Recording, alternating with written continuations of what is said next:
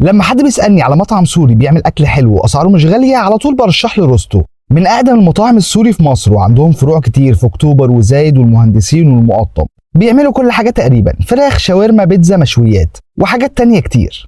واكتر حاجه بحبها عندهم الفراخ الشوايه، تسويتها بتكون ممتازه ونظيفه دايما والفراخ بتدوب في بقك دوب. ومن البوكسات عندهم بحب قوي بوكس التركي، بتكون فراخ مشويه على الفحم ومخليه من العظم، بتيجي مع بطاطس وعيش ورز وثلاث صوصات مختلفه، وتقريبا دي من احلى الحاجات عندهم دلوقتي فلازم تجربوها.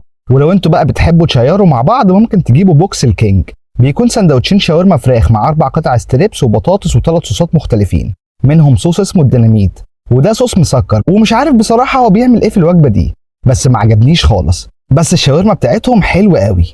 جربت كمان البيتزا بتاعتهم، بيستخدموا مكونات الكواليتي بتاعها حلو قوي، بس لازم تبداوا بيها عشان لو بردت مش بتكون احسن حاجه.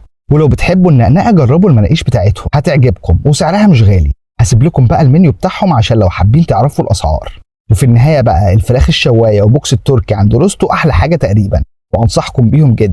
اكتبوا لي بقى بتحبوا تجربوا ايه من عند روستو.